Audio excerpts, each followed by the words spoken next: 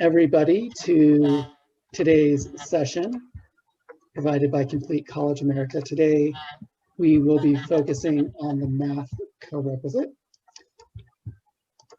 professional development that is happening in Nevada. We would like to start with a wonderful introduction from the Vice Chancellor for Academic and Student Affairs at NC, Dr. Crystal Abba. Good afternoon, everyone. I'm Crystal Abba, the Vice Chancellor for Academic and Student Affairs. I wanted to take a moment and welcome everyone this afternoon to this important event, and thank CCA in particular for all their work in coordinating it. Thank the presenters. You have an incredible lineup of presenters today, but most important, to thank you as participants. I know how busy you are, and I appreciate the fact that you're taking the time to present or to participate in today's webinar. It's interesting when you look back over the trajectory and the path that we have followed since adoption of the co-rec mandate in June of 19. Who would have thought that over the course of the last year and a half, the last year in particular, we would have faced a global pandemic, an economic downturn, budget reductions, all of these in the wake of knowing that we had the very tiny little task of going and implementing co-requisite instruction full scale by fall of 21. It is ironic in many respects, but I cannot think of work that is more important that we are doing across the system than this work today. As you know, many high school seniors had their instruction disrupted due to the pandemic, and as a result, it is likely that they will come to our doors in the fall of 21, and will not be prepared for the rigors of college level coursework, and math in particular. And through this work, we will be ready for them. And for that, I thank you. I am grateful for this work, and I also wanted to indicate that the chair of the board, leadership on the board, including Chair DeBrava, Vice Chair DeCarlo, and the chair of the academic committee, Jason Geddes, are all grateful for your work and monitoring it throughout this whole process. In addition, Chancellor Rose could not be here today, but she extends her gratitude for the incredible work that you are all doing. So with that, again, thank you, and let's get to it. So I'll turn it back over to Brandon. Thank you so much, and it means so much that we have the support from NC and from Vice Chancellor Abbott. So just a little bit of background about Complete College America. We have a singular focus, which is on increasing college completion rates and closing institutional performance gaps. And we say institutional performance gaps rather than equity gaps or achievement gaps, because it puts the responsibility and the accountability on institutions, which you see highlighted in the vision. We know that because of the work that we do through policy, through practice, things such as co-requisite support, we can make a difference for student outcomes. And the only way we're going to increase college completion rates significantly is with an eye on equity and closing those institutional performance gaps. Complete College America is known for having multiple strategies to be able to impact change. We've grouped those into 4 pillars of purpose, momentum, structure, and support. And this graphic is to be able to show you that co-requisite is one of our game changer strategies that fits within the momentum pillar. It's integral to making a difference with all students and specifically minoritized students. And we really congratulate NC for passing policy and going to statewide implementation. Complete College America is also known for a variety of things, including our signature publications, and we do have a new publication about co-requisite support and going to scale in more than a dozen states that will be coming out in the next couple of months. Additionally, we have ways that you can connect with other practitioners from across the country, and there's ways that you can stay in the know. So we know you're in front of a computer. If you go to Complete College America or completecollege.org, completecollege.org, you can create a profile now. By signing up, you'll get our newsletters, you'll find out of our latest publications, and have a lot of resources that you'll be able to tap into. We want to remind you that this professional development is only one in a much larger series. And that series includes some that we've already done, as well as ones coming up in the future. So webinars that have already been broadcast are available through the NC site. And once I'm done talking, I will drop them in the link. So I'll drop in the chat, I'll drop a link to the NC Co-Requisite site, as well as the Complete College America website. And if you have colleagues, you can point them to that to see webinars that have already been recorded. But we also want to point you to the whole series that's coming up. In 2 weeks on February 26th, we'll have curriculum planning for just-in-time support specific to the math professional development series for co-requisite support. I do want to give a nod to the NSHE Math Co-Requisite Task Force, which is made up of faculty from all of the colleges and universities across the state, who really decided what were the most important topics and presenters in order to be able to have a successful implementation launch at full scale starting in fall. So please be on the lookout for that. Now, with that introduction, I'm going to turn it over. First, the way this is going to work is Ann Flesher is going to give an introduction to the NSHE model for co-requisite support. And after that, then we are going to have a panel discussion. So Ann, if you can take it away. Thanks, Brandon. And I'll just maybe have you advance the slides for me. How does that sound? Sounds good. Awesome. Well, it's good to see a number of you beginning to recognize you guys virtually, and good to see so many faces. I do want to thank, actually, before I give the overview, Crystal and Renee at the NSHE office have been very supportive, phone call away, working through all the kinks of this implementation. Brandon, you've been great in helping us do the professional development. And then also, I'm really excited about the 3 presenters and to see the work on the courses. So I was asked, so I'm Ann Flesher, I'm the Dean at TMCC of Math and Physical Sciences, and I've been a part of the NSHE Math Co-Rec Task Force from the beginning, as many others are in this room. And I was asked to give a little co-requisite overview of our implementation so far. So just for those that might be new to where we've been and where we're at, the background of the policy was back in June 2019. Of course, the Nevada Board of Regents adopted a policy which eliminated traditional remediation pathways. So you can find the policy, the NSHE Co-Requisite and College Ready Gateway Policy in Title IV, Chapter 16, Section 1. It requires all students to be enrolled in a college-level Gateway English and Math course in their initial year of enrollment, with or without co-requisite support. By fall 2021, this is effective. Co-requisite instruction is a nationwide movement of delivering just-in-time support for the college-level coursework in place of traditional remediation. The NSHE Math Task Force, which we refer to a lot, formed immediately after the board's approval. And it was assembled with leads of every institution. And we were charged with the development of a comprehensive NSHE co-requisite implementation action plan and engaging in assessment activities that will ensure continuous improvement following initial implementation of the co-requisite policy. So on the NSHE website under initiatives, and you can click on co-requisite implementation, you can find the action plans there. And Renee Davis has done a great job of updating the website. So all our reference materials are there and up to date and available. The math support courses, if you want to just keep advancing. Thank you. Let's see where we're at. There we go.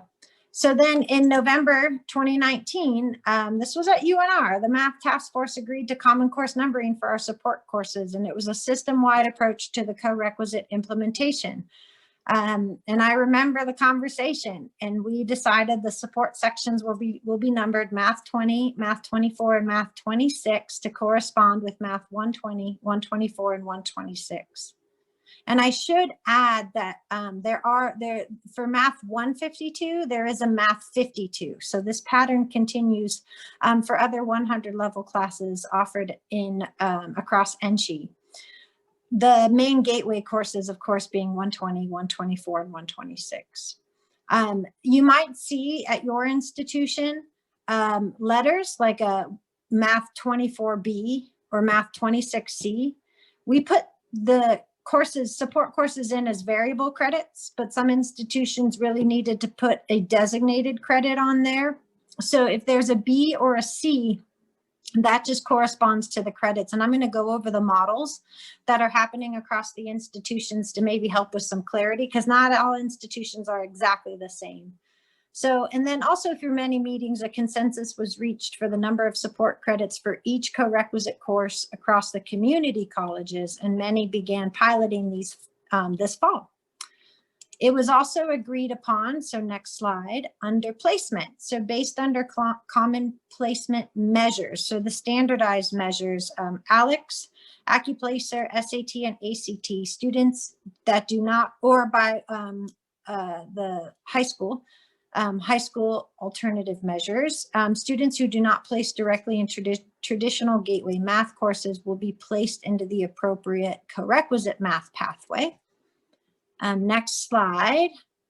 We tackled the two sort of low-hanging fruit for common pathways. So the math leads develop math pathways based on a student's declared discipline of study. So we reached consensus on two overall pathways: liberal arts, that really is math 120 plus 20, and anything leading to STEM, the STEM pathway, which is math 126 plus 26. The ones that are still being discussed is a business pathway, what leads to a business degree, and specifically the health science pathways are still being worked on. Next slide. Then in addition to curriculum and the common pathways, the Math Task Force analyzed fiscal impacts. We gave feedback on institutional statewide assessment plans and developed this professional development series.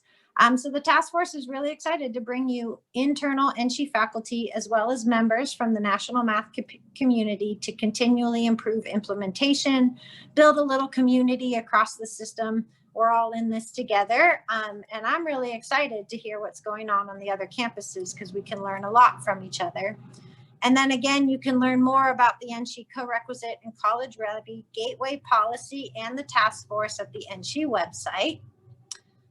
And so then we can move on to each of the pathways, just so you guys see what all the institutions are doing. And you can reference this as well later. I'll just kind of quickly show that we all are offering open enrollment pathway for Math 120, but the numbering might look slightly different at each college, but they all equate that if you finish this course sequence, the 120 plus 20, or say 120E plus 20, that equates to finishing Math 120 in the end. TMCC is the only one who has a blended cohort where we allow, oh, thank you, Alok. Did I mess that up? Oh, it's a 120E. We will correct that. Thank you. Most are cohorting. All the students who need support are in the same class. TMCC has a blended cohort where the students taking support are mixed in with the students who take the 100 level standalone. We have some institutions piloting these right now, and that's who you're going to hear from. In the STEM pathway, yeah, if there is any error, put it in the chat and we will update this. Thank you. Under the STEM pathway, we do have open enrollments. I think something did get missed. UNR actually has two. I think there is an error in this slide and I will correct it. For open enrollment, you'll see things like for UNR, you'll see 126 double E plus a 26C, which should be a 3 plus 2, but they're also offering a 3 plus 1 with a placement. So if you hear something at your institution, just realize there is some differences in some of these math numbering. But what I wanted to ensure everyone is that everyone is doing co-rec with some type of 126 plus some type of 26. Everyone has at least one open enrollment pathway on the STEM pathway. And could you, there was a question in the chat, could you explain what blended means, please? Oh, yes, TMCC. Absolutely. Blended means that the students in the 100 level, some may be also in a support class and some might be in just the 100 level without support. So they might have placed in by AccuPlacer, but everybody is in the 100 level together, but a subset of those are also in 26 or Math 26. So they're blended together. The non-blended cohort model is when every student in the 126E is also in support, that is the only set of students in that class. So they're not mixed with students who didn't need support. And you know, for that, sometimes that's just because we don't have enough space and instructors, and we blended them because of the way we couldn't separate them out and have enough classrooms to run them all. And then 124, we have a number of institutions who are piloting 124. And so we'll hear how that is going. And so not everyone is doing 124 at this time. As I said before, the low hanging fruit was 120 and 126. So, and I will make those corrections. Thank you. Thank you, Anne. We very much appreciate the overview to give context of what we will be doing. And thank you for the participants who wrote in the chat. We will be making this slide available afterwards, and as Anne said, we will update those as well. So appreciate that. What I would like to do now is introduce our panelists, because what today is about is hearing from the folks who are highlighting this already. And so I will be introducing Daniel Murphy from Great Basin College, Rebecca McCleary from Truckee Meadow. They're both going to be talking about the pilots of Math 20 and 120. Kathy Kazemi at CSN, College of Southern Nevada, who will talk about Math 24 and 124. And Seth Churchman from Nevada State College, who will talk about Math 26 and 126 in their introductions. And then we will have a series of panel questions and answers. I'll be leading those questions, but towards the end, we'll open it up for questions from the audience as well. So Daniel, if you could start with your introduction, that would be great. Sure, thank you. My name's Daniel Murphy. I work at Great Basin College. I'm stationed at our Ely, Nevada campus. So Great Basin covers all of rural Nevada, and we have different campuses in many of our very small communities out here. We are a small college, though. We're spread out, but we're small. So the task of how we developed our pilots here is that we have me, who is in charge of developing the Math 20, Math 120E class, and one of our other math faculty, Lynn Owens, has been working on the 26, 126E pathway. We use the 3 credit Math 26 model and the 2 credit Math 20 model for our co-requisite support classes. And we've been, like you saw on the slide, we've been keeping our cohorts separate for now, and using guided self-placement to kind of let students discuss with advisors what would be the best pathway for them, and then choose from there. Because of the way that Great Basin College is spread out, we do have a strong focus on remote connectivity in our classes. We teach using the interactive video system, and we have been developing both the live and asynchronous online models for these for the last year. And we use in my classes, I've been using my Math Lab for that connectivity for my asynchronous classes. The Math 126 has been exploring the Hawks Learning Management System, which just suddenly slipped my mind for the name there. And one of the big discussions we had in our department was the great need for soft skill support for students that are at the level of needing these co-requisite models. So we've had a strong focus on trying to include study skills in the class as much as possible. Awesome, thank you. We're going to bring Rebecca into the conversation. If you can talk a little bit about it from TMCC and your pilot so far. Absolutely. Hi, my name is Rebecca McCleary, and I am a tenure track faculty member at TMCC and a member of our Math 120 committee. We taught our first 120/20 co-requisite model in fall. We have a committee of 7 instructors who designed this course and then subsequently taught this course. We are using the 3+2 model, so 3 credits of 120, 2 credits of the support. All of our courses in the fall were remote due to the COVID-19 pandemic. And so we had some that were web live synchronous, and then we also had some that were web-based asynchronous. All of our Math 20 courses, though, were taught synchronously. We do not have enough instructors so that we have one instructor teaching both the 120 and the 20. And so we had some part-time instructors teaching 20 classes, and then so we had a blend of those different instructors. And so because of this, there was a lot of communication between the instructors of the different courses. We used a common schedule to make sure that everybody was on the same page and that we were all covering the same material. We chose to use Alex in our classes. And so Alex has that built-in targeted just-in-time remediation for those students who needed those extra skills. And so in our Math 20 courses, we have a workbook available for students to use also. And so a lot of our Math 20 instructors during that course use that workbook to help students who need those remediation skills. And then we also incorporate a lot of effective domain activities into our class time. We also ran and are still running a community of practice for all of our part-time Math 20 instructors, where we meet every couple of weeks to share ideas, discuss problems, and build community amongst our instructors.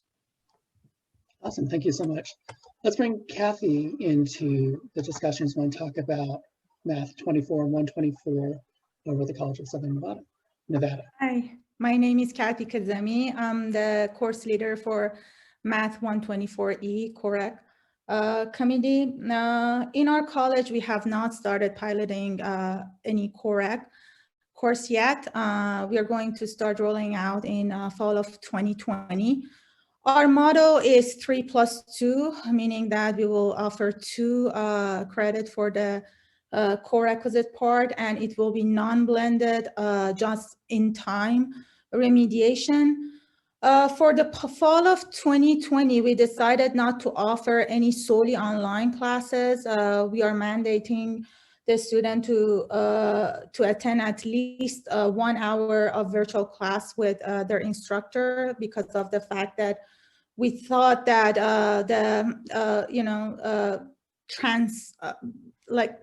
starting everything from the beginning, accepting all the students with all different levels will be too difficult to be able to handle it online. So we decided to mandate that 1 hour, minimum 1 hour of meeting with instructors. We are at the stage of developing our course and course content. The course outcome and objectives are exactly aligning with the regular 124 that we used to offer. The only thing that we have changed is that we are going to promote and we are going to integrate the use of technology in our classroom. We know that it has not been finalized that this course will be pathway course for business students or health science student. But we know that most of business student and health science student are going to take 124. We talked to business department, and we know that the need for the student to be able to use the technology is very, very important for them. So we decided to incorporate technology in our developing course content. We are going to use actually XYZ book, which is a book that it's easy to follow, and it has use of technology integrated. We are going to make a lot of active learning material for inside a classroom, as well as a lot of problem and group work for use of technology for our classroom. Again, like other colleges, we are going to start working on community of practice. We want to refine our course as we move on. And we know that it's important to talk to other instructors and get their feedback. Awesome, thank you so much. Seth, we're going to have you talk about your experiences at Nevada State College with Math 26 and 126. Hi, everyone. My name is Seth Churchman. I'm a lecturer at Nevada State College. At NSC, we kind of internally felt that Math 126 open enrollment was the heavier lift, I guess. Not that any of these are going to be easy, but taking students from all different backgrounds and pulling them into a pre-calculus classroom seemed like the thing that was definitely the hardest in our minds. So we, with help from the systems office, I went to Citrus College, and I used a lot of the stuff I learned from Citrus College to kind of implement a few things in the classroom. We ran the pilot program in fall 2020. It was fully online synchronous course. So we do meet every day on Zoom like this. I'm also running it this semester as well. Our big focuses are, it's a heavily student interaction focused class. Students work together on group work. A lot of the class time is spent in groups, students working in groups. There's very little lecture time. We've gotten rid of the like sage on the stage type of idea. We spend the first couple of weeks focusing on not just on the content, but also on stuff like growth mindset. There's some thinking exercises. I've implemented things like reading quizzes and some other stuff that just kind of get the students thinking about the material and about the content instead of actually, just performing it. So it's not just on performance, it's also on thinking about what we're doing and why we do it. A couple of other things that I've written down here.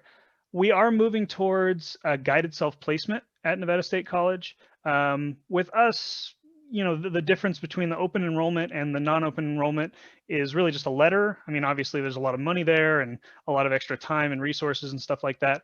But in a lot of ways, I've heard some arguments about guided self-placement, and we've been swayed a little bit by this idea that students can make their own best decisions about where they feel they should go as far as, what a starting course would be. So we're moving towards that for fall 2021. And the last thing is we're largely focused in the math department anyways here at Nevada State on free resources for our students. So we've built internally an internal textbook for this course specifically for Math 126. It's not a pre-calculus textbook, but it does focus on things like growth mindset and kind of the basic foundational material that we need throughout the course. We also use, we've adopted the My Open Math textbook, the David Lippman textbook, and we use My Open Math as well. So. Great, thank you. I am going to encourage folks, if you're viewing from your screen, you may choose to look at the speaker view rather than the gallery view. I've pinned our panelists. Me as the moderator just may make it easier. This was a great opening session, as Crystal talked about, as Ann talked about. We have a statewide model that's the same across the state. And at the same time, we're hearing there's differences and nuances of how it's being done, some different models. We specifically chose this panel, so we're going across 3 different math courses. And we have representatives from large schools, small schools, cities, small towns, to really show the breadth and the depth of how this can work for you. So I'm going to ask some questions, and the panelists will answer. Sometimes more than one will answer, sometimes just one will. And this first question I heard reflected in some of what you already spoke about, because I heard things affective learning, active learning techniques, not just stage on the stage or lecture, but some math instructors may understand the co-requisite model theoretically, like they've been hearing it talked about for the past 6 months or longer, but they're trying to understand, like, what does this look like in practice, right? Like, I get it, but help me visualize it. So can you describe what a typical co-requisite day in the co-requisite section of the classroom looks like? And I'll open it to whoever would like to start. Well, I've been sitting silent for a while, so I guess I'll start it up. So in my co-requisite classroom, it's actually looking a lot different this semester than last semester because we learned I learned some very hard lessons last semester about how exactly we can mix the topics together and schedule the topics. So one of the huge changes that I made from last semester to this semester in my course was the way we blended the topics. Last semester, I tried my best to keep Math 20 in one box and all its topics in that box, and Math 120E in another box, with anticipation that maybe we'd move to a blended cohort model later. And for us, that just did not work. It didn't work at all. The students got confused about where their assignments were and what exactly their assignments were. Getting the topics to flow in any sort of logical manner was just rough. And by the end of that semester, we were just kind of talking in a blended fashion after all with the topics, blended topics. So this semester, I just embraced that. And so in my classes, you're going to see us talking about topics from Math 120. Like right now, we're talking about set theory, but then we're going to jump to talk about a topic that we need to handle set theory. Like our last class, we had to go back and review the order of operations so that we could work with one of our formulas correctly. So it's really difficult to tell which of the classes you're in. Am I in my Math 20 class right now or in my Math 120E class? Because the topics have to blend or it's not really supporting the students, that idea of just-in-time remediation. We also, of course, focus a lot on getting these students participating and interacting with each other, trying to pull away from that sage on the stage, which is particularly challenging since we're presenting over virtual platforms like this right now. But getting the students interacting with each other.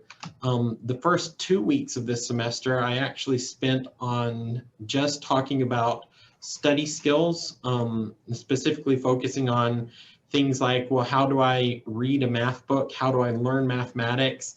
And even simpler things like, how do I take effective notes? And last semester, I tried to spread those out over the entire semester, and I didn't feel like they were very effective, but I'm already seeing results from students in taking that time at the beginning of the semester to have them in class do things like practice taking some notes or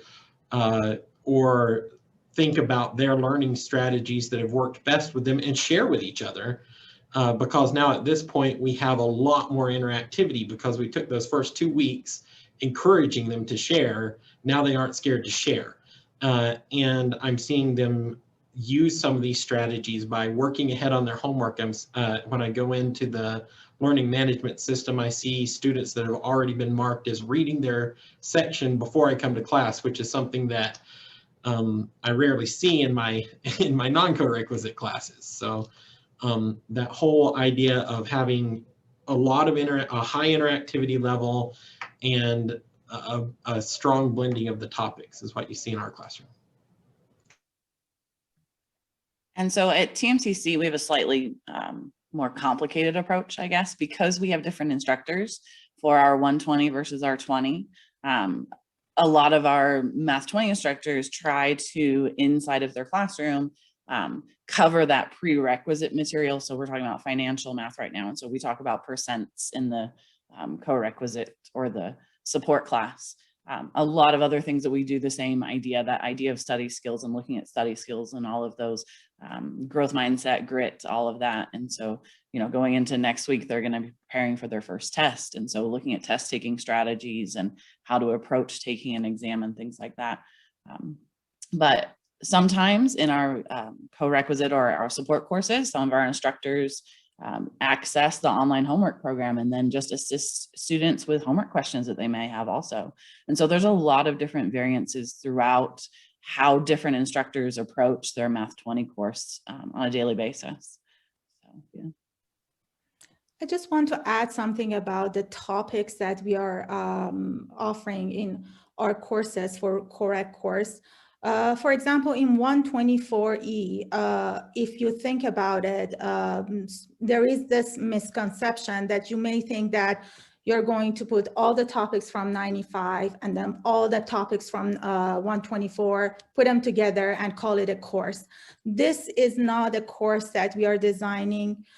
Our main goal is to achieve the objectives and course outcomes of 124, meaning that as an instructor who's coming to the class, he or she knows that this is the course objective of my 124 class.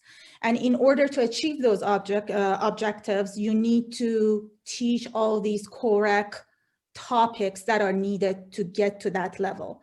And since this is an open enrollment, we start from very, very basic ones and then build up to that college level part. But this means just the same thing as all other colleagues mentioned. It's a just-in-time remediation to achieve the outcome of 124. And nothing more than that. So we are not putting two courses together, mixing them up, and just offering to the class. We want to achieve the course outcome for 124. So this is one of the things that I guess it's one of the misconceptions of Corequisite model that I wanted to clarify that.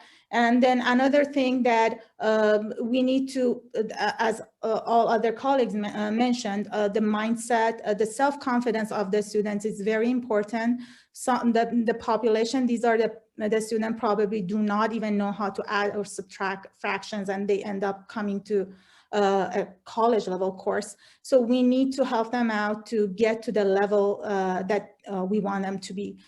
In order to do that, as everybody mentioned, active learning, just more class participation, more group work that just help them to understand the concept and bring their self-confidence back and be present in the classroom to be able to learn the material the way that we want them to learn.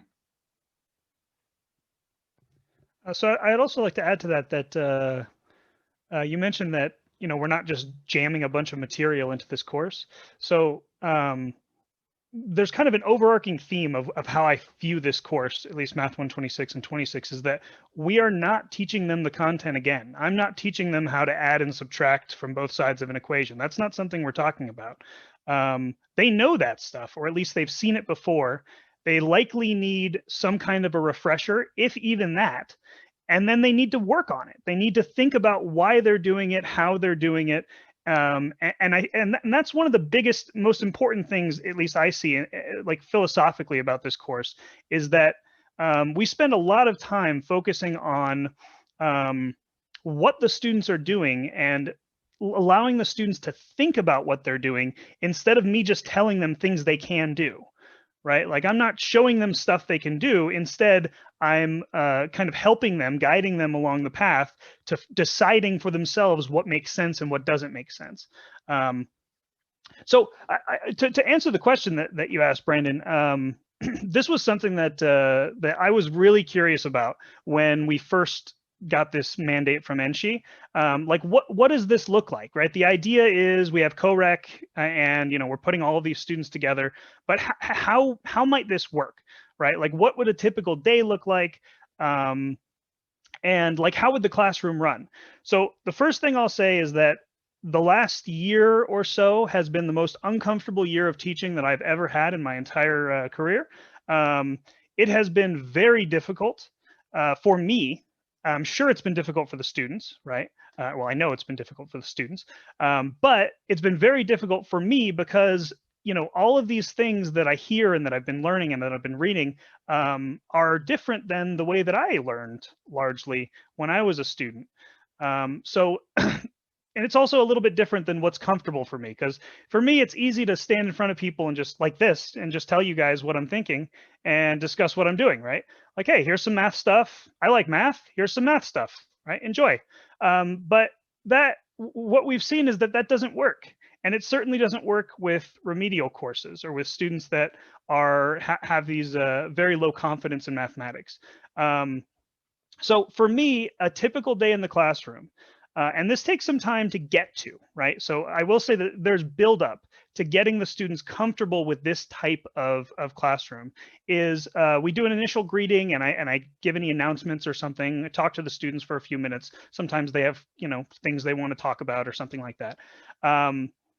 We go over any quizzes or any like pending stuff that needs to be, you know, go over to like they take a quiz and, you know, we go over that quiz, that kind of stuff. And then after that, instead of what I would normally do or what I would have done like a year ago, is I would do a lecture, right? And do a lecture for, I don't know, 40 minutes or 30 minutes or whatever, however long the lecture is. And then maybe we get to some questions afterwards, or maybe throughout the lecture, I'd let them work on some stuff, right? Give them a problem. Instead of that, the first thing that I do is I ask for questions, right? I ask for their questions, and I largely run a flipped classroom. So the students have watched videos, they've done assignments that go over those videos, stuff like that before class. And this is where it gets really uncomfortable for me, and I think the students take some time to do this, is if they don't have questions, I have very little to say.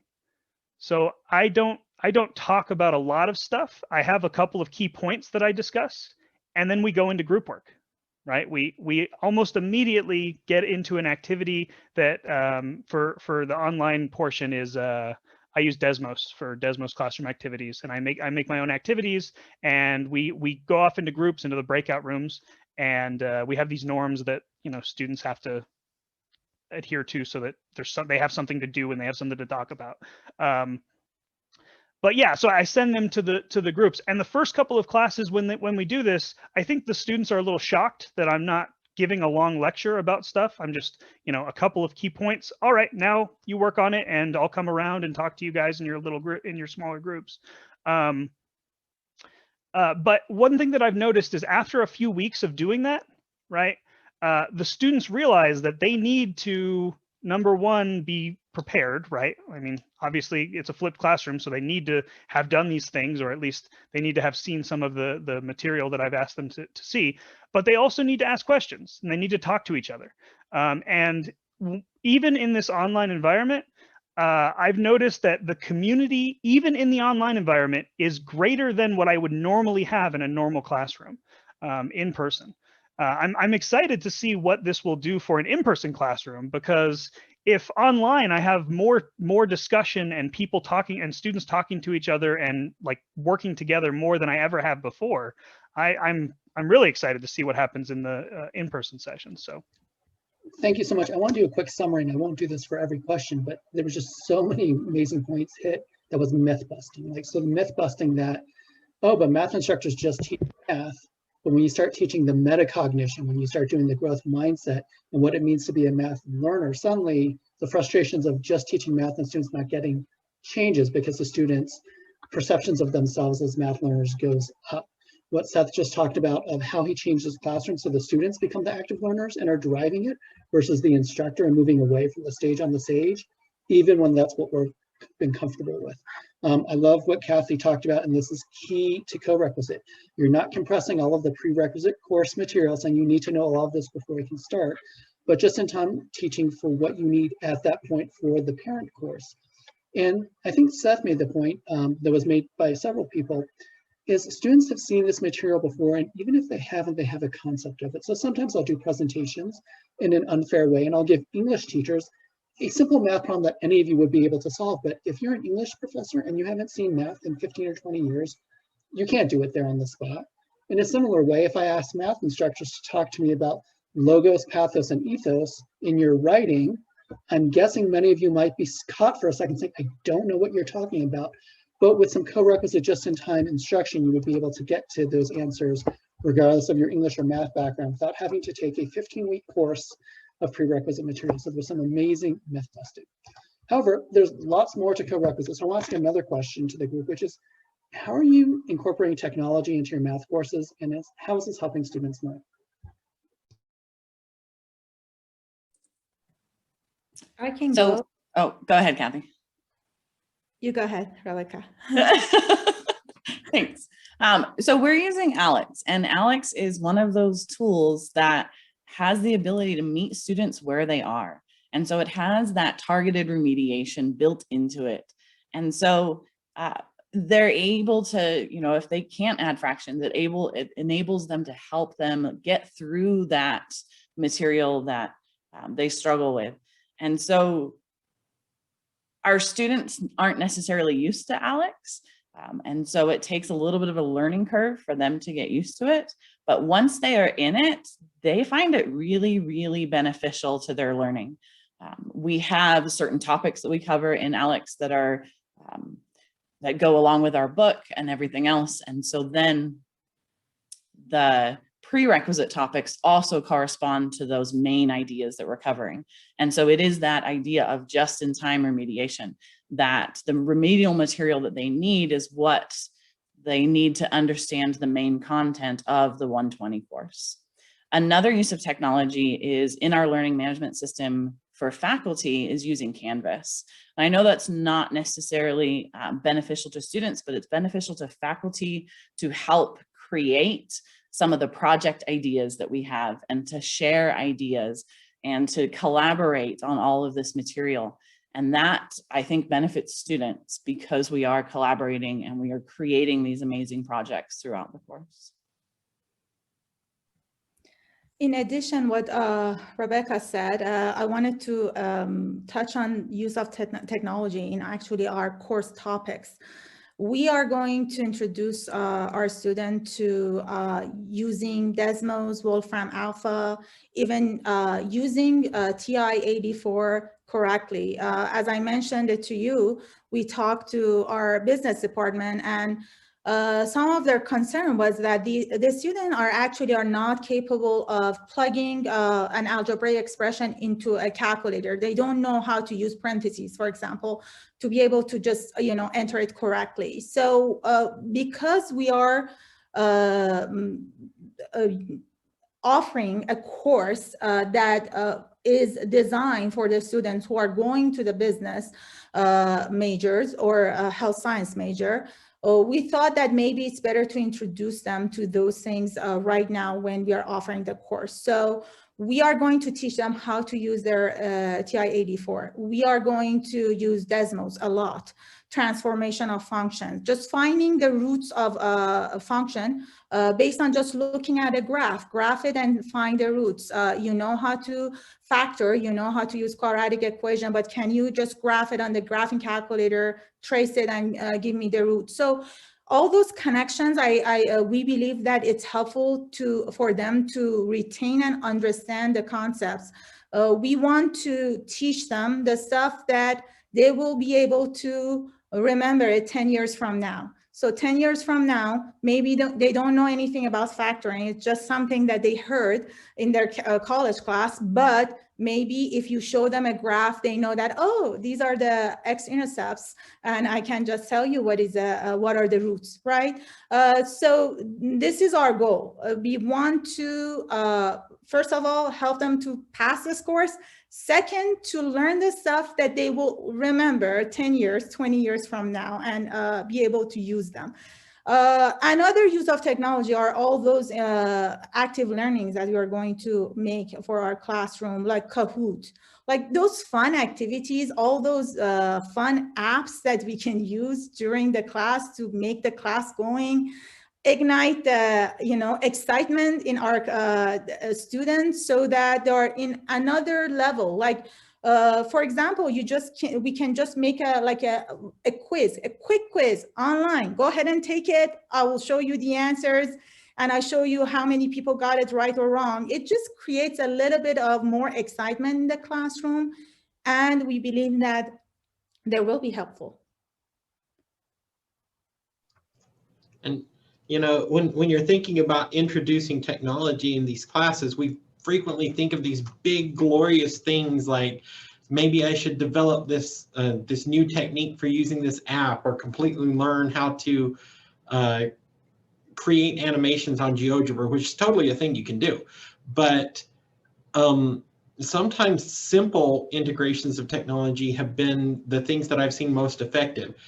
So last semester, something that worked really well with my class was simply taking in 2 different calculators that handled how their inputs worked differently, and taking time in the class to sit down and I just use a simple document camera to show the students the calculators and exactly how to take those giant financial formulas that we have to do in Math 120 and get them into a calculator, which is not something I do in a normal Math 120 class.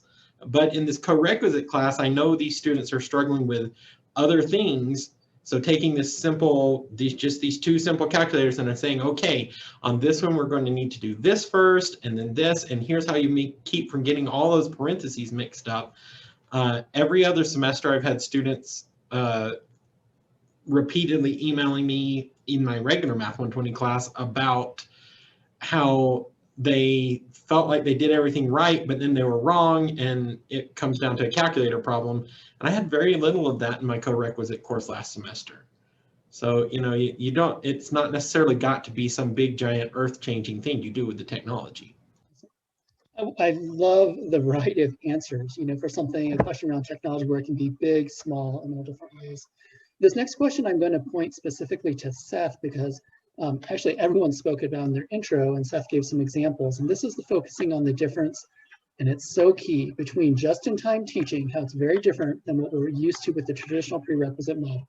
And this is a paradigm shift where people can say, I get co-rec, but sometimes you have to hear it 4 or 5 times to really understand this is a big shift, right? We're not compressing all the content from a prerequisite course into a single course, but instead doing this just-in-time, very targeted. So Seth, I'm wondering if you can think of a specific example and walk us through how you would teach a very specific concept before co-rec. Was it full class, small group? How much time? Was it a full lecture? What did that look like? And now when you do the same thing and you're not teaching that whole concept, but you're doing it in a just-in-time way, how that might look different because it's just these few students and it's suddenly 5 minutes versus 30 minutes. Or can you think of a specific example you can talk about? Yeah, so I mentioned previously about just like, students have these ideas of, solving equations or something like that. Like specifically, we talk about the addition principle of equality and the multiplication principle of equality, right? And the first thing is that, that doesn't mean much to students, first of all, especially students in like a remedial class or in that mindset. Like when you say something like the addition principle of equality, it first of all, it doesn't resonate, right? So one of the things that I focused on that like you said, Brandon, is very different than how I would do things before. Like before, I would talk about those concepts, right? Like this is one of the overarching concepts of how you deal with equations. Here's the addition principle of equality. The idea is, you can add whatever you want to both sides, blah, blah, blah, blah, whatever the concept might be. And then we talk about it. We do a couple of examples. I might let the students work on some stuff, but things have changed drastically. The first one is that since the students are working in groups, a lot of times the students will end up working things out on their own. So this is something that's outside of me and outside of the just-in-time remediation, but I think it's a big part of it, is when students are working in groups on certain problems, they'll talk to each other about it, especially if they're in small groups of 2 or 3 or 4 or something like that. And you've built this this community of everybody can speak to each other, right? It takes a little bit of time to get to, but they talk to each other and they discuss things. So when somebody makes a mistake, they can talk to each other about it, right? Or when somebody doesn't fully understand what's happening, they can talk to each other about it. Another thing is, like Brandon was mentioning, that we're not completely teaching the topic. They have some ideas of this, and even if they have not seen this stuff before, they have notions built around it. So if you hit the kind of general overviews of these topics when you're in a full group, right? All the students are together, and then when you put them into smaller groups, they often have little questions about how to do certain things. Or when you jump into a small group, and again, it's different because this is on Zoom, so I'm jumping into like a breakout room, and I can't see everybody's writing, that kind of stuff. So there's a little bit of issues with that kind of stuff. But when they're discussing these things and I look over their work, I can give them little like mini lectures, right? On an individual basis, either one student or a couple of students or a group itself. And I find that a lot of times when I explain something very simple, like, adding something to both sides, I'll ask them a question like, how do they work on this? That the other students will end up answering the questions for them, right? Not the questions that I ask, but the other students will start explaining things to that student, and they'll all have this like built-in community. So I'll have a little bit of explanation about what's happening, and they'll be bolstered up by the rest of the group. So that's a big part of it. And like Brandon was saying, it changes the amount of time that you have on these types of things, from a long 30-minute lecture about, here's a bunch of examples and here's the specific topic, to, all right, here are the general overviews of this thing. Let's get into groups and we'll fix any issues that you might have individually, instead of instead of assuming that everyone knows nothing. I assume everyone knows everything, and then when I talk to that individual person, I can fix whatever they don't know, right? So I love the framing of it. It's such a different, going from a deficit mindset, or if you say between or amongst the group, they have enough pieces of knowledge that they can construct that together. So I want to focus a little bit on group work. Both Kathy and Rebecca talked about this in their intro, so I'll give you a chance to be able to share a little bit about how you utilize group work and collaboration. But even more, here's the question I think would be really helpful for the instructors in Nevada, is if this was a new teaching practice, how did you make that shift? And even if you can be so candid, how did you get over your fear of having your class look different than it did before? And I realize we're in the age of COVID, so whether that's within COVID or even outside of COVID, that's giving up control when you're used to saying, I know math, I'm going to show you, and I'm going to show it on the screen, and you're going to follow along, to say, we're going to do group work. And that can be fear-inducing when you first make the shift. So I'm wondering, Kathy and Rebecca, if you could talk about that. Yes, you're right, Brandon. It's a little scary, especially for the instructors who used to just lecture all the time. Actually, we are trying to change the setting of the class as well. We want to put 360-degree whiteboards around the classroom. We want to change even the setting of the desk so that it just encourage the student to cooperate and do more group work. So it's a big shift. It's a big shift for instructors and the students as well. They haven't seen a math class like that before, right? And now they're coming to this new setting. We are going to ask them to use the technology. So whether using the iPad or their calculator, they're going to sit around the table, and the group work will be something as easy as just, try to solve this quadratic equation by factoring, or they can just, solve it and then go ahead, put it in your calculator, put it in Desmos, show me with the graph, see they're confirming each other and everything else. So it's just a lot of activities going around in the same classroom. And as Seth was saying, it's just student learning from each other. We need to value that. Probably before that, we didn't pay attention to that part at all. But now we know that most of the students learn from each other more than their instructors. So if you can be a good facilitator for that, that's fantastic. You're there to help them out.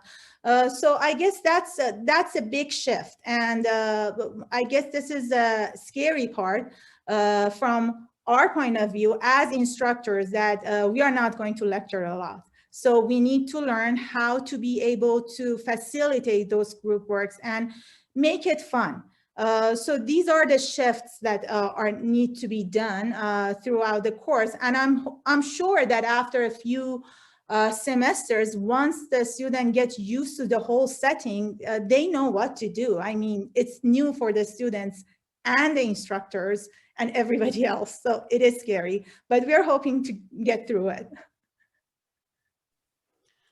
So then to add on to that, in these trying times of being remote, the idea of putting students into breakout rooms online in groups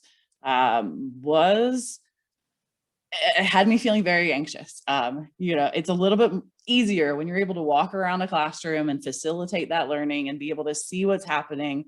But in those breakout rooms, it's like, how much interaction, how much participation are these students going to have in these breakout rooms? And so even just sometimes just the logistics of putting people in separate rooms online definitely was a little difficult at times, But the students absolutely love it. They love being able to talk to each other mathematically.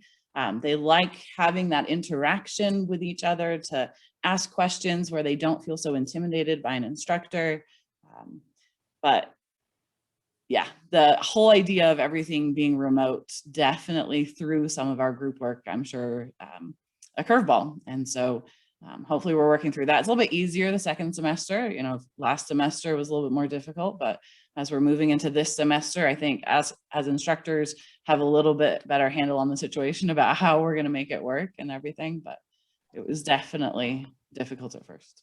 Thanks, Rebecca. And I did hear someone, or maybe more than one of you, talk about using a flipped classroom model where you're recording mini lectures so that you can really reserve the classroom time for synchronous behavior. I want to shift gears a little bit, and Daniel, you're going to get this next question, which is, you know, colleges and universities in Nevada all have different characteristics: urban, rural, big, with lots of math faculty. Some are small with very few instructors and sections. Complete College America works across multiple states in lots of areas, but Co-Requisite is a big one. And we very often hear, yeah, that sounds good, but that won't work at our school. And sometimes we roll our eyes a little bit, because when you've heard that once, you're like, oh, I get that. And then you start hearing it over and over, except it's worked at that kind of school at this state. And we often hear that won't work because we're a rural school, we're small. That only works, you know, when you have lots of faculty. Well, Daniel, that's not your experience, because you are not in a large city. So I was wondering if you could talk about sort of the unique characteristics that you've had to deal with, because there's lots of other rural schools in Nevada. Sure. Yeah, and rural is what Great Basin College does. One of the things that attracted me to this college was how it's so spread out and gets so many different students in there. And one of the huge challenges that is done for us, so we talk a lot about what's going on in the classroom with the co-requisite model, but we have to remember that part of the co-requisite model is outside support as well. Having tutoring available for the students, having all this huge support that should be around these students. And I think when we talk about, well, my college is too small to handle that, yeah, that costs a lot of money, and we've got to get these people. And so one of the challenges that Great Basin College has had is getting that extra support to the students. For example, last semester, down here where I am in Ely, we weren't able to find anyone in this tiny city who would be a math tutor in our campus here, because there's me, my wife, and my brother-in-law that teach math in this city most of the time, and that's not even a joke. But we can work around these things. So Ping Wang, I see she is in the meeting here. She directs our Academic Success Center way up in Elko, which is 300 miles from here. And she's been working tirelessly putting together ways for students to get virtual access to tutoring. We also developed embedded tutors in our classes. My embedded tutor, I don't actually know where she lives, but it's not here. She sets it up so that she can help students virtually in times when I'm not available, which is a lot of time, because I've got my office hours, and otherwise I'm probably teaching or grading papers. So these little workarounds that let us get that support to those students. I think that's one of the biggest challenges we've faced so far. But then we have all these advantages too. As a small community college with very few faculty, we have a good chance to work together on these. Right now, with just the development, we have it kind of separated because everybody's got a lot of tasks to do. But now next year, we've got this chance to bring it all together, because there's only 5 of us. Oh, we just hired one. Sorry. There's only 5 of us here, right? So everyone's got that budget challenge. I think smaller colleges maybe feel it a little stronger, but it's not impossible. And it's definitely something we've been able to work with and find ways to get that education out to our students. Thank you for that thoughtful answer. Just for all the participants, I'm going to ask another question while I have plenty more beyond that. I'm going to ask one more to the group. But if participants have questions, if you want to start put those in the chat, we want to make sure that you'll have time to ask your specific questions. But this next question is for anyone or everyone from the group. I'm going to say some words, and these words are not words you will find in a Masters of Math program, typically, which is what you need to teach college level math. Notice I said Masters of Math. I'm not talking math education. I'm talking pure math. So growth mindset, affective domain, non-cognitive, student efficacy, self-confidence. You all talked about these things as integral to co-requisite model, right? And for some people who say, but I know math, that's a little different. Can you talk about what that looks like in your class, or just talk about the importance of those in general? And that's for anyone in the group. Okay, I want to jump on this one. And I want to hear from Seth specifically, because it sounded like he's doing great with this. But I want to jump on this one because that I don't know how to do this. I learned math. That was me. Okay, I have a master's in mathematics. I did geometric group theory. I did not learn growth mindset. I did not learn study skills except for myself. Thank you very much, right? This was not what I did. So once I knew that, hey, you're in charge of this, of helping us develop this pilot, and going off of the things we had read and discussed already in the co-requisite task force about needing to get these students that extra support with topics like that, the first thing I did was start searching around to learn about those things. And it was not my most pleasant summer. I'm going to admit that. It wasn't entirely my fault. My wife decided to go get a master's at the same time for some crazy reason. But I was able to find support that I'm actually using that in my class now, a textbook from Pearson, and other things. So that stuff, we can learn about it and we can share it even if we aren't trained in it. Now, that being said, something that we've been discussing at Great Basin College and that I think we're going to try is looking around for instructors that are trained in those soft skills, or whatever you want to call them, to help us out, right? So maybe move to a co-requisite co-teaching model. That's just one of the things we're discussing to support that. But the changes I've seen in my students from actually focusing on those skills just this semester and having taken the time, even though I wasn't a believer before, I would say I'm converted now, because those students, even ones that last semester did poorly in the class and decided to retake it this semester, having that 2-week start where we're like, okay, we are going to talk about these skills, is just making a great difference that I can already see.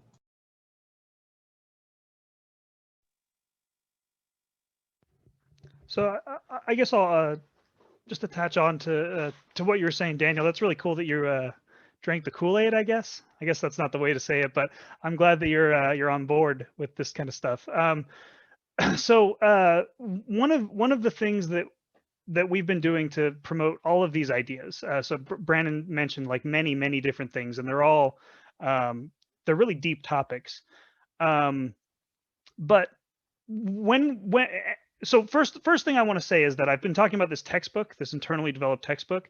So I didn't write it. I wish I had written it, because I'm very proud of it, even though I haven't written it, right? So I just want to be clear that it wasn't written by me, although I am helping edit it and add to it, that kind of stuff. But we have a faculty member who has written many books for us, and I think he's amazing.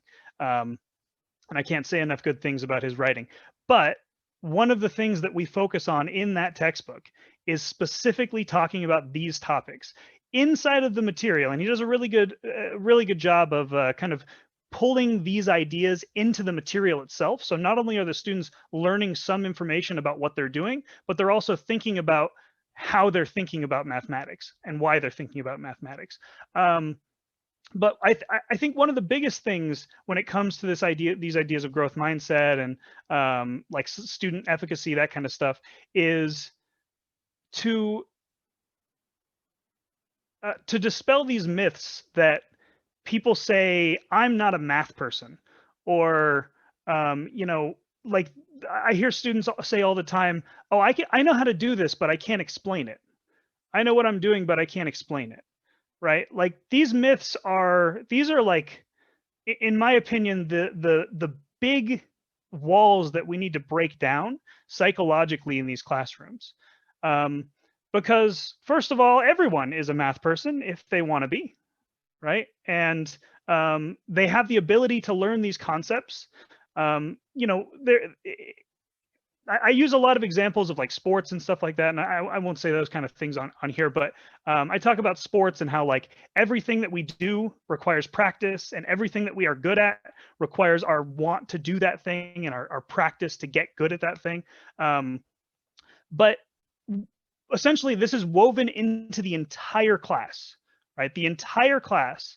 There are many times, even in the last couple of weeks during this semester, where I've talked specifically about these ideas. And one thing that I'll say that has helped a lot with this, and this is something that I started this semester and didn't do last semester, is these reading quizzes that I talked about a little bit before. Essentially, I have the students read the actual textbook, and then I ask them questions about what they've read and not necessarily the content. Right, so I don't ask them to solve an equation, and I don't ask them to, you know, like go through an example or something like that. Instead, I ask them about how they feel about what they read, or what they think about the ideas that were put forward. And in a lot of ways, you know, it's free points for the most part. If they address the topic and they're talking about it, I just give them points for it. But it allows us to have this dialogue about, number one, they're thinking about what they're doing instead of just doing it, right? So they're understanding what they're doing and why they're doing it. These manipulations, like, you know, I use adding and subtracting both sides of an equation. That's obviously one of the simpler ideas that we have. There's lots of more complicated ideas in pre-calculus, but they're thinking about the reasons behind why they're doing things, and then they're talking about it, right? They're talking about their feelings about why they think these things work or don't work, and yeah, it gives me a good space to have conversations with the students about their own mindset, about how they feel about math, and that leads to, well, I think it, like I've said before, it leads to a stronger community, and I think it leads to students understanding more about how they think or why they think certain things, and that's a pretty strong tool. So I just want to point out a very, very small thing that for growth mindset, or making them, I mean, teaching the students study skills, it's really not a big deal. I mean, if you change as an instructor, if you change your own mindset, I guess you can achieve that mindset. One thing that I believe in it is that some students, most of our students, actually, they don't know how to study. They don't know how many hours they need to study for each credit. They don't know it. We may assume that they know it. They don't. When they're taking a 5-credit math course, they do not know that how many hours they need to spend throughout the course. So probably before, when we were teaching a regular algebra class, we never mentioned it because we were in charge of just the math part of it. But now that we are teaching a Corec model, maybe we should mention it a couple of times. That's fine. I mean, tell them this is a math course. It's a 5-credit course. Remember to study 2 to 3 hours per credit, multiply, see how many hours that would give you. You know, these are the little things that you can just add to your course. It shouldn't be a separate, you know, planned course. And also be compassionate, be kind. I know that as mathematicians, most of us will say, oh, you should know it, right? No, they don't, they haven't learned it. That's why they're here.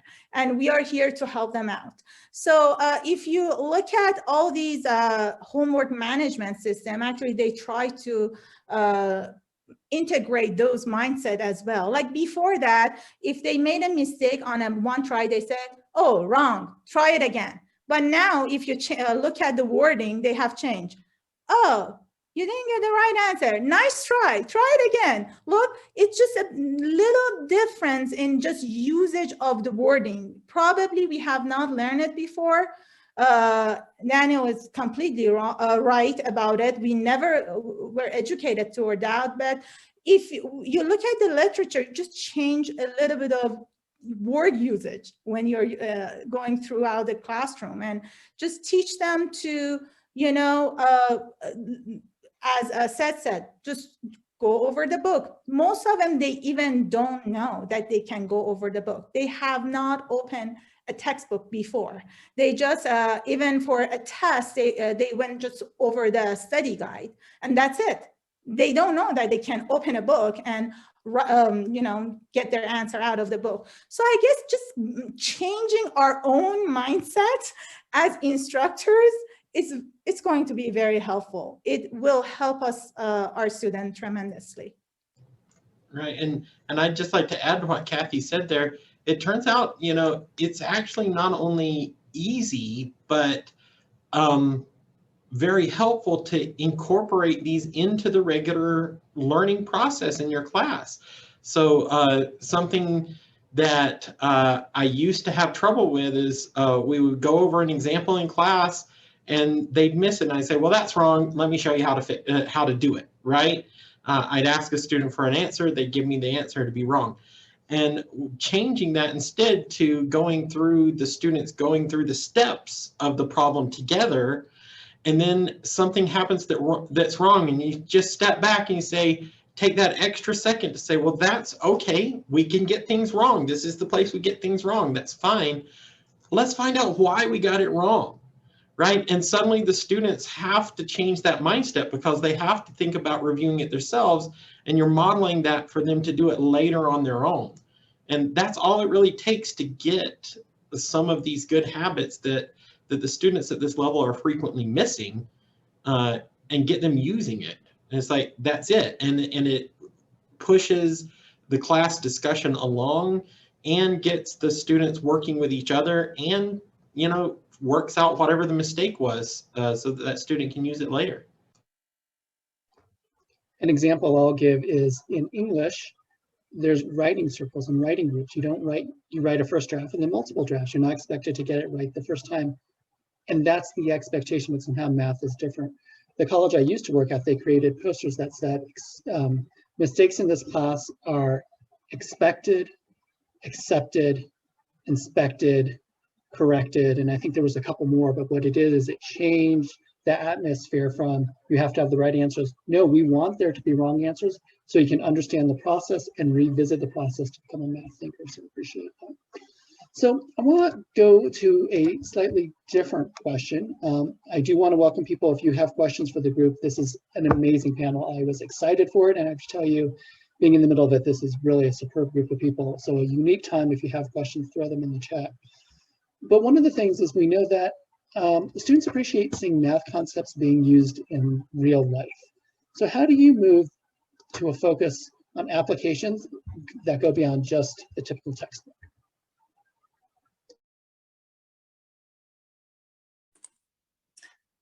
So in general, the 120 course is meant to be much more of a consumer mathematics course that relates to real life situations extremely well. And so we use a lot of project-based learning in our 120 courses. And so we include projects on budgeting, probability, statistics, being able to read graphs. We got a lot of feedback from our psychology instructors on campus where students are going into a psychology class or other types of classes without being able to read a graph properly. And so incorporating real life statistics and to be able to read graph or real life data and to be able to read graphs appropriately.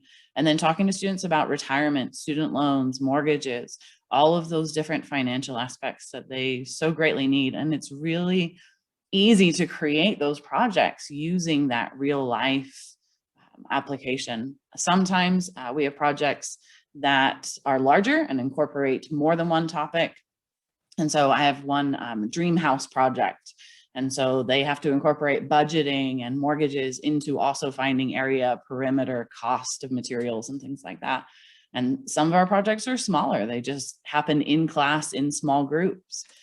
But being able to use all of that real life data that we're able to find incorporates really well into our Math 120 courses. This is actually a difficult thing in Math 126 that I've found anyways, is finding examples, like real life examples that are interesting. Because I've seen some real life examples, and every time, well, not every time, but a lot of times I feel like I don't care about it. And in a lot of ways, I don't really want to try to sell something to my students. I don't know if sell is the right word, but try to get my students excited about something that I don't care about at all. So that's something that I've had a little bit of trouble with, is finding projects. However, I will say that I would like to move towards like a more project focused classroom throughout the semester. Smaller projects that are focusing on certain topics. But we do have internally there's only 3 of us right now, but the 3 of us in the math team have created, I think, like 6 or 7 different projects. We use them for final projects. So the last couple weeks of the semester, about 2 weeks of the semester, the students choose from one of, like I said, I think we have like 6 or 7 final projects to choose from. They do group final projects, and it's they're real world examples that are, on topics that we discussed, like kind of the easier ones to find that are interesting a lot are things on optimization, right? Like optimization stuff. We have one where, there's a thief running from a cop, and the thief runs a certain path, and the cop has to decide what path they can take to head off the robber, the thief. Little stuff like that. That's kind of like these fun examples. I also have a project. I saw it was actually a GIF on the internet about it was the game Minecraft, and TNT was doubling every time it would blow up. I don't know if you guys know Minecraft. It's not really important, but it's a video game, and in this video game there's this explosive thing, and somebody created a thing where when it explodes, it doubles, right? More of it pops out, right? And it doubles. And so I have a project of them calculating things like how long will it take for the entire world to be destroyed, and stuff like that, giving them certain parameters, those kind of things. So so those are things that those real world applications, even though Minecraft isn't the real world, a lot of students tend to care about that kind of stuff. There's at least some subset of students that care a lot about that stuff. So we try to input as much of that stuff into the class as we can. Although I will say that's a place for growth with us anyways in Math 126. So if anybody has any 126 projects, real world projects that they'd like to share, I would love to hear any and all of them. I don't know if it was 126, but Gail Small wrote in the chat that she has a great project she'd like to share. And so I'd like to welcome her if she wants to unmute herself to share that, give her that opportunity. Great, thank you. Yeah, I'll make it quick. I have a project that I've devised that has the affective domain as well as the cognitive. And it's very adaptable for a variety of types of courses. You could use it for linear regression, exponential growth, or I even use it in 127 in trigonometry for sinusoidal, and you could adapt it. Students download I'm in Reno, and we have Mount Rose, and we have a SNOWTEL site here. SNOWTEL is a national program where we measure precipitation, snow precipitation, and water equivalent across the US. And anyone who's in Reno can look up at Mount Rose, even if they are not skiers, and they have a visceral understanding that there's snow up there, and it has to do with water and climate change. So they download the data, and this is free data. Give them some example outline on how to use Excel, although they get pretty good at it very quickly. And I have given this to a variety of classes. And then they download the data and model it, give them examples of modeling. And then I actually give them choices about their choices about climate change videos, documentaries. There's quite a few that are free on the internet, and there are some for those students that come from families that are not very interested in climate change. There's some that on national security and climate change, and that seems to appeal to those that are sort of reticent to understand the implications of climate change. Then they write up their findings, they graph, they evaluate the data, and then they have to write what they learned. And I would say 90% of my students say, oh, I know climate change was a thing. I didn't know it was going to affect me. And there are SNOTEL sites in Nevada, not just in Reno. And it has really been a useful and profound kind of project work that I think has really made a difference for students understanding the world they live in. So I'm happy to send that to Anne or whomever, and I've developed it. I stole some of it, like all good faculty, all good teachers steal. I stole some of this from a colleague at UNR and have adapted it, and I'm happy to share that. Thank you so much, Anne, for jumping in. I'm going to put my email in the chat, so Gail, if you can get that to me, I will get it to Renee, who will then get it out to everyone who is part of this today. Hey, and Brandon, if I can make a quick comment on this one as well. Something that I frequently think about when we get into this topic of, finding application problems. First of all, it's great. I love having projects in my class and it gets the students more connected with the math. But I think we also, somewhere along the way, math teachers or mathematicians have gotten this stigma like we have to always apply to the real world, right? It's like, why are you teaching this if I can't go out to the mine and use it? Is a question that I hear from my students. But I think we need to also be unafraid to share with our students that sometimes we're doing this math so that you can do more math later. Like we're learning how to do synthetic division right now because later you're going to use that when we're factoring polynomials, which you're actually going to use for something else. And get that application into your classroom, get it and make sure that they understand where things are used as much as possible, but also don't be afraid to say, this is math that we have to do so we can do more math. And it may have been 1,000 years before somebody used prime numbers, but hey, look, it became useful eventually. So let's just have fun with this one, right? Thank you for adding that. I think there's great points of the relevancy of math in the real world and the pure joy and need for math. So great point. I saw someone in the chat. Rebecca, I'm going to ask you the next question.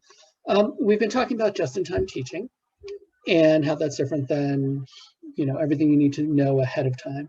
But there's also something different of how do you prep for a co-req course, right? How do you shift your plans in real time when you might go in saying, this is what I'm planning to do today, but because of needs of your class, suddenly all those plans went out the window and you're doing something different, but that doesn't mean you don't prep for it yet. Right? There's a little conundrum there. Can you talk about that?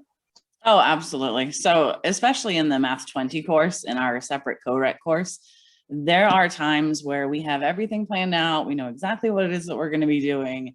And then a student will come in and say, hey, there was logarithms on the homework and I don't know how to do those. And then everything switches, everything changes, and we completely go through a different idea. It happened last semester, at least a couple of times. And so it's just one of those things that then you set aside what it is that you had planned for that day, and you go where you meet the students where they are, and you go through the material that they need help with. That's what the support course is. The support course is there to help our students succeed, to get through the Math 120 curriculum. And so we need to adapt our way of teaching them to better meet that need. And so, when we prep for maybe reteaching different concepts that are talked about in the 120. We prep for teaching students new material. we maybe just answer questions. Maybe we set aside time, specific time just to answer student questions. Because we use ALEX and because our instructors are connected, the Math 20 instructors have access to the Math 120 instructors ALEX page. And so then they're able to bring up specific questions that students get stuck on, and they're able to just assist those students individually if necessary. And it's just that sometimes we need to reteach an idea that was taught the day before. Sometimes we go through an effective domain activity in groups, but sometimes we are just meeting students where they are and helping them through their assignment for that day if necessary. And it's one of those things that we have to have that growth mindset too, of just, okay, well, that didn't work how I wanted it to, but I'm going to have, you know, my students succeed in their Math 120 course. Daniel, I'm wondering if there's anything you want to add, because I know in our prep this was a question that you thought was really interesting about how you prep for a co-rec course. So yeah, a lot of what Rebecca said is what I tried to do in mine as well. Something that I think that's an important question, because I think that's what most of us really are wondering about. How do I prep for this? I failed at it last semester, and so to me that was, I tried to answer the question, I answered it incorrectly. While I was trying to keep the two courses more separate than they really should have been. But what I found, and it seems to be working this semester, is we can get that structure in there where you have the pre-planning. Okay, this is what I'm going to be doing at the beginning of the semester, but you keep that flexibility that Rebecca was talking about, where the student comes in and he says, well, I saw this problem in my homework and I was trying to work through it, and here's where I got stuck. And you just stop and you do that problem with that student and the rest of your students as well. And or you're going through something and they say, wait, I forgot how to handle these two fractions. How do I add these fractions? And be able to just stop what you're talking about with the class, get the class discussion to go over there, and especially get the students incorporated in there. So we have that plan, we have this scaffold. Well, scaffolding is a different buzzword, I'm sorry.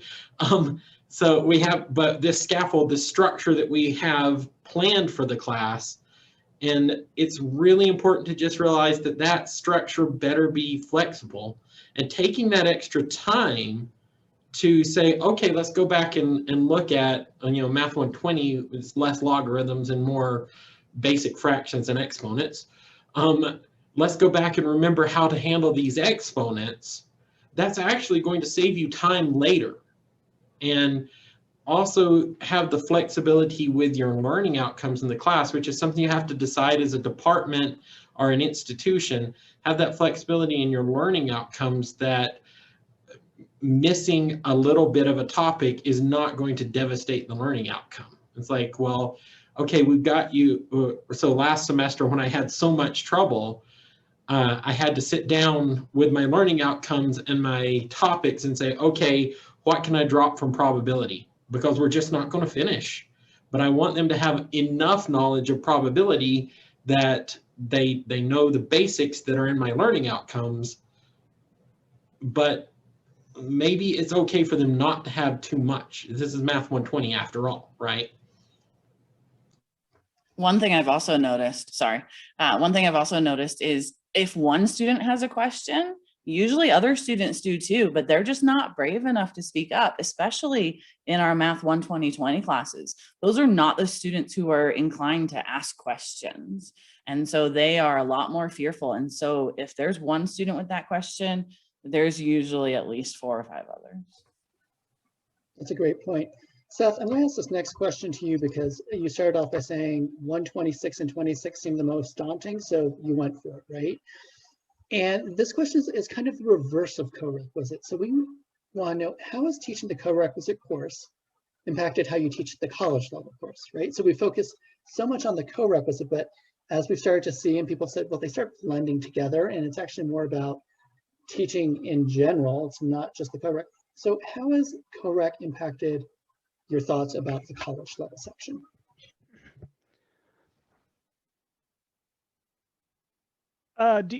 So I guess a clarification, do you mean how has it impacted the way I view the standalone gateway course, or how I view other courses that I teach I guess sort that of are not co-rec? both, because one of the things that I'm hearing is that co-requisite model has a lot of pieces to it, but a big piece of it is really sort of changing one's orientation to teaching as a whole. But my guess is that's not something that you only do in the 26 course, and you don't do it in any of your other math courses, whether it's the 126 connected or just purely a standalone that doesn't have a co-rec. So I'm curious if your experiences with co-rec have impacted just your thoughts, even for a standalone college course. Yeah, so it's kind of opened my eyes to everything that I do in my other courses. For instance, this semester I'm teaching a proofs class for math majors, and I've completely changed the way that I teach the course. I've taught the course a couple of times in the past, and it's been, you know, a little bit of proofwriting and, you know, concepts, a little bit of lecture, that kind of stuff. And there was some time for students to work on stuff, but that has completely changed. I've again adopted like kind of this flipped classroom style. I spend a lot of time coming up with assignments that get the students thinking about what they're doing again, instead of, you know, just the rigid structure stuff. The rigid structure stuff's really important in proofs, but, you know, understanding why we have that rigid structure and, you know, how we write the proofs and why we write the proofs, just like discussion-based questions, that has helped a lot. I also, just in discovering things for the co-rec class, looking at new technologies that might work in the co-rec class, I found a bunch of things that I want to use in other classes that aren't necessarily appropriate for a Math 126 or a gateway course. For instance, I've been using HackMD. I don't know if anybody knows what that is. The website is hackmd.io. It allows collaborative document editing in Markdown, and there's a lot of LaTeX functionality there. So I don't know if anybody has heard of it or anybody's interested in it. It's kind of revolutionized the way that I teach my 301 class, at least online, certainly. But yeah, so I would say that it has crept into every bit of my other class. I spend so much less time lecturing and a lot more time. Most of my prep time is spent thinking about discussion questions and thinking about how to get students talking to each other about the concepts instead of me telling them things. And that's completely due to this whole co-rec thing. So Thank you. Yeah, that was the exact point I was getting at with the question, so thank you. I have a question for everyone, and so we talked about metacognition, so I'm going to ask you a metacognitive question now, which is, any changes in higher education can be contentious, right? As we know, NC passed policy, statewide policy, that's driving a hard change, which Crystal Alba recognized with everything going on, and that timeline hasn't changed. That can be difficult, but we also know that policy can drive practice. So as we've seen across the state, math faculty, they're coming together. We see that people are coming on board with the co-requisite model. And with this, there's feelings of hope, there's feelings of challenge, there's definitely commitment to the change. But what do you think is necessary, in your opinion, for math faculty? I'm talking full-time faculty, I'm talking part-time adjunct instructors, to make this a successful initiative? Because this is more of the change process, and that's why I'm saying this is a metacognitive question, right? In your opinion, what do you think is necessary to make for a successful implementation, fall 2021? I think an open mind is probably the most important thing, because things are not going to be the same. It's going to be different. It has to be different. It can't be the same. So. Yes, I guess, yeah, everybody needs to know that we need to change, and they need to change the way that they have been teaching whatever course for how many years, that does not matter. We are going to change, and this is a change toward our goal. We need to be open-minded. We need to be mindful of our student. Probably the way that we were teaching our courses before that, they didn't have all these trainings and the literature that be careful, be mindful of the student, be positive toward them, be kinder. I mean, all of these are going together. All of us need to change ourselves and be open-minded toward all the changes that are coming through. It's a lot to handle, I understand, but we are all in the same boat, so I guess we can do it. Yeah, that idea. Oh, go ahead, Daniel. I was just saying, I feel like, we get this contention where, well, they're making us do this, which yes, absolutely, they are. They're making us do this. But that doesn't necessarily mean that it's a bad idea. And I like, even though they're making us do this, they're leaving a lot of how we do it up to us. So, how do you get on board with this? Realize that this is you. We're getting to develop it ourselves. Do you want the model to be effective? We'll make it effective. Do what you want to do, what you think is best, and build it from there and try and experiment. So, that open-mindedness, not just open-mindedness to, well, maybe this could work, but realize that you're the one that can make this work. It's not them. They told us we got to do it, but it's us that's doing it, and we can make it work. Yeah, that's exactly what I was going to say. That idea of growth mindset doesn't just apply to our students. That applies to us in the way that we teach and adapting our teaching to help our students succeed. I think one thing that really helped us last semester was our community of practice. Being able to, in the moment, as we're teaching the class, be able to interact with other instructors and get feedback and help each other out, and go through some of those struggles together, I think really helped too. And the collaboration piece, I think, is really, really big. And not necessarily just collaboration inside of the schools, but collaboration on the system level between the different schools. Because I know we all steal from each other, right? Or I'm sure that everybody steals from everybody else. But if we can acknowledge that, and then instead of it being stealing, we just share things with each other, I think that'd be pretty cool. I think that's called projecting, Seth. Oh, don't worry. I've stolen plenty of stuff from all over the place. Everywhere I look, I take things. Yeah, and I'm just joking. I do that. This is great. I'm going to do a little bit of summarizing, and then we'll ask our panelists for a piece of parting advice as well. And I do see, Tina, you asked if we can share on the NSHE level, and I know Renee Davis from NSHE is on here and taking note of that. There's a lot of great resources there, and there may be ways to continue. But some summary pieces. NSHE did create the policy, that is true, but I really want to take my hat off to how NSHE is doing this, and as pointed out here, there's a policy that says we're moving to something. However, that was based off extreme amounts of national and statewide data that was looking at the shortcomings of the traditional prerequisite model and the promises and the impacts of a co-requisite model. Highly steeped in equity when we look at the impact on Black and Hispanic and other minoritized students, the impact that it can have, and there's a social justice component to that. And she is saying, here's the requirements, because you saw there's some flexibility in the way that Anne talked about how the different colleges are doing it.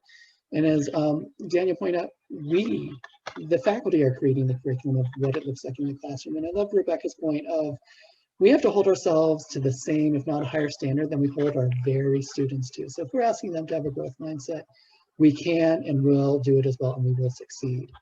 In terms of the just-in-time model, just to put a little bit of a fine point on it, different things that happen during that classroom is reviewing the math concepts that, sure, some of the prerequisite knowledge that students should have known before they take the college level course. It's revisiting the material that's taught real time in the college level course, which can mean, as we talked about, scrapping your plans for that day because you're dealing with something you were doing in the parent course. Previewing upcoming material and assignments for that parent level course so they're not seeing it for the first time right there. Giving students time to practice and work through course content. That can be individually. We heard a lot about small group and group activity, active learning, where that classroom looks very different and that control looks very different. It's no longer the stage on the sage, but instead students being very, taking ownership of their own learning and directing it and coming to class, having listened to a video lecture, coming with the questions. First day, that seems a little bit weird, but by day 3, they realize that's what they need to do. And then utilizing each other, as someone said, they have enough knowledge that they can construct together and then utilize the instructor. And then some of the things that we talked about, growth mindset, affective learning, the metacognition, that these are things that make a difference not only for the co-requisite class, but also for any of the math classes that people are teaching. Also heard the conversation about both relevant real life material, as well as math for math's sake, and that being able to, but I think what's key is, how do you have both of those conversations? And that's another way of engaging directly with math students as learners, and what that means for them as math learners and learners in college. Being a little bit uncomfortable with the change that's going to happen, embracing that. And Daniel, I love your candor when you're like, yeah, I messed things up and I got better because of it, right? That's what being a learner is about. So rather than being fearful of it, of knowing things are going to be different, it's not the way I was taught either as a student or maybe how I was taught math, because I did a master's in math in, I forgot what he said, geographic conic sections. I'm making that up. Not a math person, but I used to love math, right? It might be different from a pure math of saying, what does it mean to be a math learner? So just some summary points, because this has been a tremendous panel. So with that, I'm going to turn it back to our panelists and ask, what is one piece of advice you would give to math instructors who will be teaching co-requisite courses for the first time in the academic year 2021? And I know we talked about this sort of from the metacognition, so you can answer it that way, or if it's just a practical thing of, in the next 6 months, here's some great resources, or here's some things you can do, or here's ways to keep that community practice going. However you want to take that question, that will be our parting question. I guess we can just summarize what we have been talking about for the past hour or so. Be open, be flexible, and be ready to change.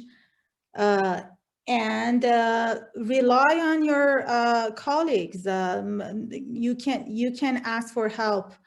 I guess the community of practice and being able to learn from your colleague is one of the things that probably I have missed. I mean, I used to teach a course just by myself and just planning everything by myself. Now I guess it's a good time when you're missing something or we want an advice. Our colleagues are there. They can help us as well.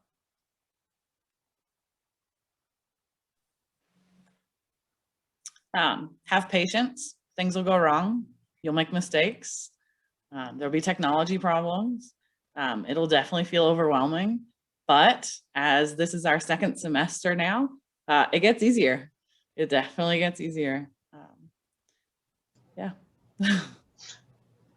And Kathy and Rebecca took my big two, be flexible and patient. I'd also add to that, keep your eyes open for new ideas. And I love seeing, going through the chat right now, people talking about how can we share things better. Be willing to share. I think we're all in this boat. We are all in this boat.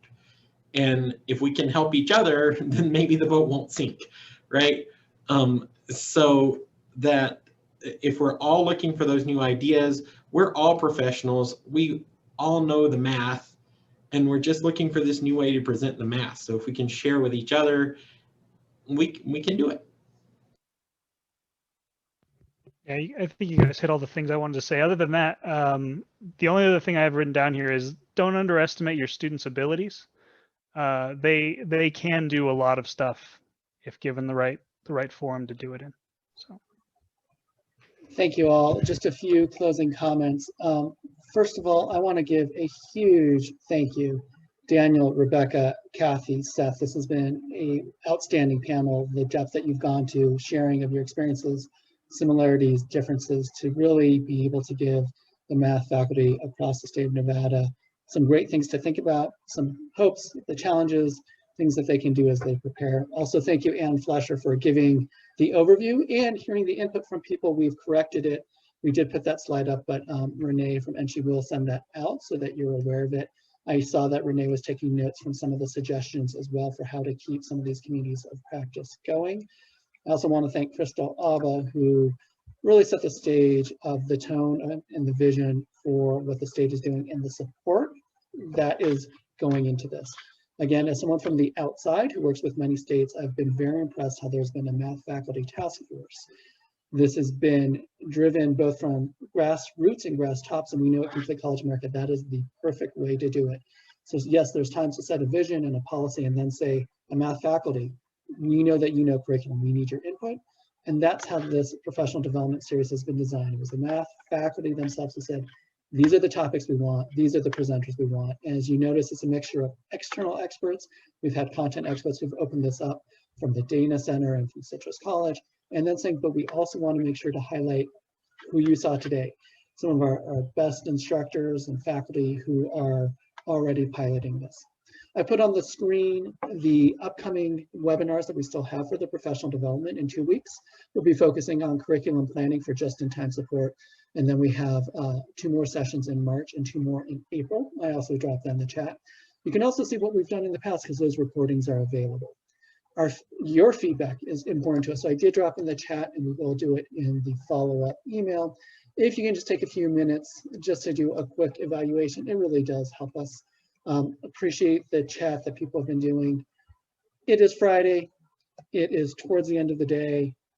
Thank you so much. You've spent 2 hours talking about math, pedagogy, and co-requisite, and it's been time really wonderfully spent. So thank you to our panelists and Anne and Crystal, and thank you to all the participants. We had great attendance and people just stayed on. So enjoy your weekends. Thank you.